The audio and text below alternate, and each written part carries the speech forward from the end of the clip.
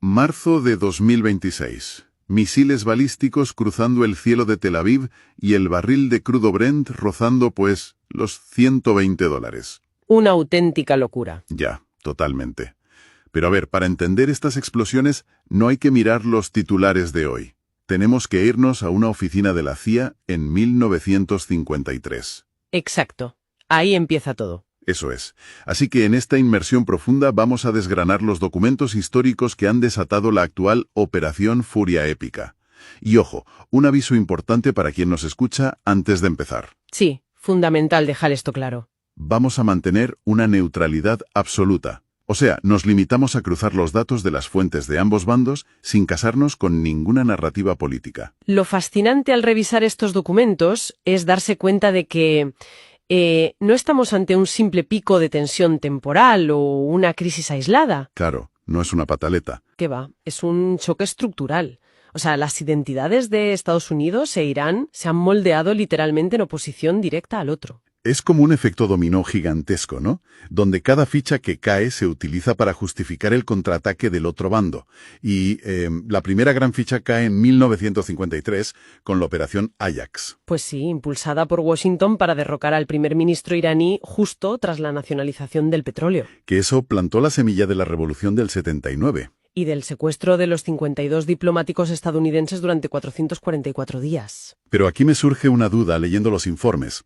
Si antes de 1953 Irán veía a Estados Unidos casi como un aliado anticolonial frente a los británicos... Que así era, fíjate. Claro.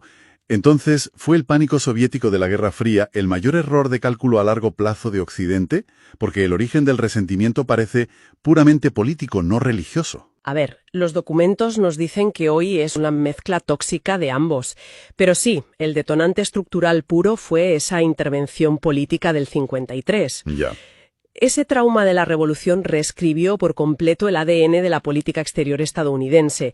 Creó un pánico preventivo hacia Teherán. Un pánico que todavía dicta las reglas del juego hoy, en 2026. Totalmente. Y ese trauma mutuo además se calcifica muy rápido con sangre. Ya lo creo.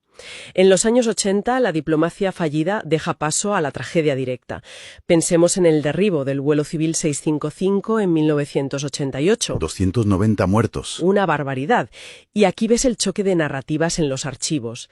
Estados Unidos lo cataloga como un trágico accidente por la tensión bélica, Ajá. mientras que los registros iraníes lo enmarcan sistemáticamente como terrorismo de Estado intencionado. Claro. Y esa asimetría de poder militar convencional obligó a Irán a cambiar de estrategia. Que aquí es donde la cosa se pone realmente interesante. Sí, con la famosa disuasión asimétrica. Eso es. En lugar de competir con portaaviones, el general Soleimani estructura el eje de resistencia. Básicamente delegar el conflicto en milicias aliadas para golpear a Estados Unidos manteniendo negación plausible. Es un mecanismo muy complejo que les permitió proyectar poder sin arriesgar sus fronteras, al menos hasta el asesinato del propio Soleimani. Con un dron estadounidense en 2020. Exacto. Pero a ver, antes de ese asesinato hubo un rayo de esperanza que duró poquísimo. El acuerdo nuclear de 2015, el JCPOA. Sí, que lo cambió todo temporalmente. Pero cuando Estados Unidos se retira unilateralmente en 2018, pregunto, ¿acaso esa retirada no validó por completo la narrativa de los radicales iraníes? Pues ese fue exactamente el mecanismo político que se activó. O sea, validó la idea de que Washington jamás sería un socio fiable, gobernara quien gobernara. Rompió la baraja, destruyó la poca confianza institucional que quedaba. Y esa desconfianza es la chispa directa de la crisis actual. Lo que nos lleva al colapso económico y militar de esta década. Las sanciones extremas provocan la caída del 60% del valor del rial para 2025. ¡Madre mía! La inflación fue brutal. Protestas masivas, represión interna. Vamos, que la olla a presión estalla. Una desesperación que acelera todo hasta llegar a febrero de 2026, al inicio de la Operación Furia Épica. Los bombardeos en Isfahán. Exacto, bombardeos conjuntos de Estados Unidos e Israel. Ellos argumentan que es una acción preventiva para frenar un avance nuclear inminente. Mientras que Teherán invoca el derecho internacional denunciando una agresión ilegal. Y responde con ese fuego balístico sobre Tel Aviv.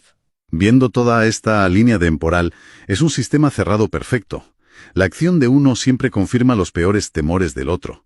Y no es solo historia bélica, es el riesgo de reconfigurar el orden económico mundial. Y si conectamos esto con el panorama general, la conclusión de los analistas es bastante dura. El odio mutuo ha dejado de ser una simple emoción. Ya. Hoy por hoy es la única premisa estratégica real que sostiene a ambos estados. Pues esto nos deja con una última reflexión bastante sombría para quien nos está escuchando.